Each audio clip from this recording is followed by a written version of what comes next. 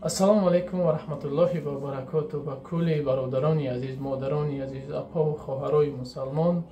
ҳазор раҳмати калон ки бениҳоят дуо кардем, суханҳои беҳтарин кардем. Камтар саломатӣ мақсад қиртуқом варам буд, гап зада хуб наметонистам ва бениҳоят ҳазор раҳмати калон ки қадар дастгирӣ кардем дар муддати як рӯз. Мақсад бениҳоят суханҳои хуб нависем ва дуо кардем. ҳаматон да ҳазор раҳмат. Баъдан бародари азиз, касои да билет дар кора ина номерои мо дар WhatsApp мақсад бинавис ай киҷо мера числата бинавис тамом бародарҷон, иншоалло нархи набоша роитон мекунем.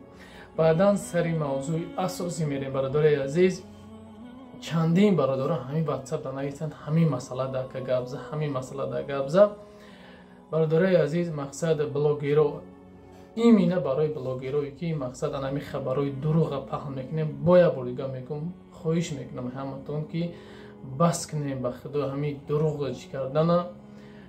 Фикр кунем ки и хабарои дурӯға чӣ мекунем, ҳама чи ҳамин хабари дурӯғ чира мақсад дар уҷа модарҳо ҳастай, занҳошон ҳастай, фарзандошон дар Тоҷикистон ҳастай. Вақте тамошо мекунанд зиқ мешаванд ки дар мақсад Россия, дар Москва ё кам дар территорияи Россия ин қадар нотинҷия, ин қадар воимаҳо мекунем. бовар кун мақсад дар Тоҷикистон модаро, мақсад хоҳаро, занаш ё кӯдакош бениҳоят зиқ мешавад.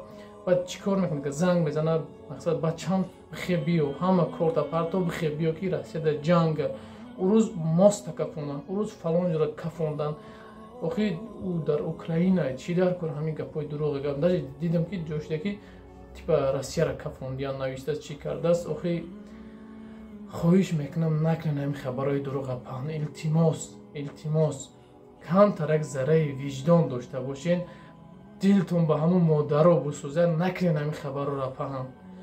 бовар мекунед ин бародар мебина мега блогер чӣ ба хапӣ ё ки ӯ чӣ ба хапӣ як бор видео намекунӣ, ҳақиқата гап занӣ. кай ҳамин дар Россияш мара бигин ред набуд. ҳама вақт ред ҳастай. я приключение мешава ред мекунанд, я чӣ мешава ред. ин дурӯға ки о закони нав, ҳар рӯз законошон биромадаистай, ҳар рӯз чизои нав биромадаистай.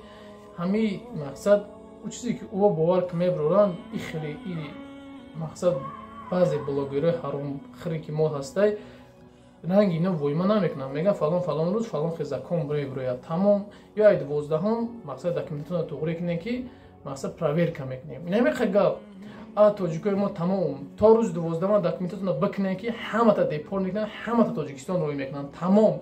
кадоме ки чи ҳамиқа воимае мекунанд ки бовар ки ӯ видеоро вақте ки дар масъалаи Тоҷикистон тамошо мекунад, мисол бисёр модаро, бисёр хоҳаро намедонанд урусия ки ҳамаро тамошо кунанд, ҳақиқата бибинанд. хиҷон ҳамун Кажинов ки президенти мақсад ҳамин мигрантҳоай, ҳама чира худаш гап мезанад ба забони русия, не ки мақсад модаро ба блогерои мо, шайтонои мо пас мебуроянд, воима мекунанд, ин хеле мекунанд. баъд модаро зиқ мешаванд дар ватан. барои ҳам хоҳиш мекунам хабарои дурӯға бас кунед. илтимос камтар агар ба номус бошед, бас мекунем хабарои дурӯға паҳн кардана. бовар кунда бисёр вақт бародарон мебинем дар ягон раҳ рӯам, дар ягон салом алейк мекунем. ака мега дар бораи ҳамин гапза ба худо модарам ҳар рӯз занг мезана, бачам биё Россия дар ҷангай, бачам биё дар Россия ҷангай. мақсад нотинҷия мега, мақсад ҳар рӯз ҳамин гапҳоро мега. барои як видео ки мақсад бигем ки хай ҳо ҳаст, нотинҷӣ нест, ҳаст як ӯ хеле воимаи ӯ мекунанд, ӯ хеле нест. ҳама дар Москва кор кеси, дар Санкт Петербург кор кеси, ҳама ҷода кор кеси. ҳамун ҷанг дар ҳамун границаҳои ҳамун Россия ва Украина, ҳамун чанд шаҳри, ягон шаҳри боша, ҳамҷа нотинҷия. остальные ҷо ҳама 100%, ҳама ягон гап нест, ҳама кор фаъолият рафтаистай. банақа бародарои азиз, илтимос хоҳиш мекунем басай, илтимос ҳамин беномусӣ бидана бас кунена. ҳам беномуситона мег рӯтона маскам мекашена, беномусиро гуфтем рӯтона пӯсти хуга мекашена, мебуроен шайтона сар мекунед. билет 500 000, аэропорт фалон числа маҳкам, наме чӣ дар кор рӯта сиёҳ мекунӣ. баъдан узри зиёд мехоҳам мақсад ҳамин суханам ки гуфтум рӯи очатона сиёҳ мекунем. бисёр наест ки бародар мақсад худаш аблаҳаи мақсад модараш узр бароям суханам. илтимос асабонӣ мешавад дигар, мақсад намедонӣ хита чӣ хел қапӣ. барои ҳамин бисёр бародаро хоҳиш мекунанд ки ҳамин видеоро бикун, мақсад нашоди ҳамин тема.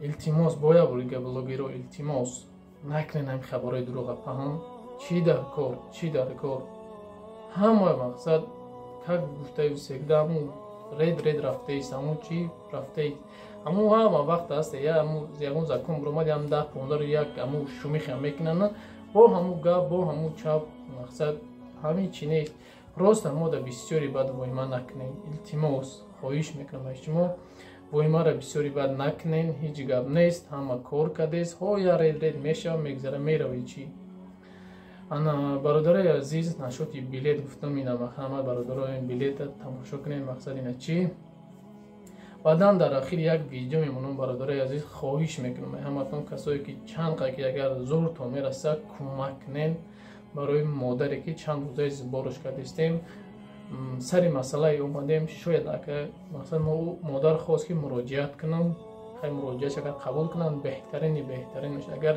که نه خواستیم که برای مادر بعدی بانیسه یک خونه خریم اگر امکانیت باشه برادر عزیز همین بعدی همین نوار میمونم مادر مثلا زبربانک است مقصد نامراش است زنگ بزنین دل برداریش کنین انا چیرم داره کمکای خودتون برسونین موقع سربلند و خانواد باشین خواهش همتون با نمی اخیرم که هم پادپیسات سکنه و لایک مونه انشالله همه وقت خبر چیزی هست نیست از کانال خیلی مهاجر انشالله میشنوین همه وقت میفهمین فقط شما هم قچیه بدرو همین ویدیو در واتساپ ایموت پدری سکه که تا همه برادرها ببینن که همه مقصد 100% و مادرایی که در وطن هستن ببینن همین ابروی مورکی مقصد این خیلی بسیاری بد زیق نشوه موقع سربلند و خانواد باشین هر یک جایی هستین همه وقت نمیخی یک جای باشین و همه وقت در حق یکدیگر دعاگو باشین برادرای عزیز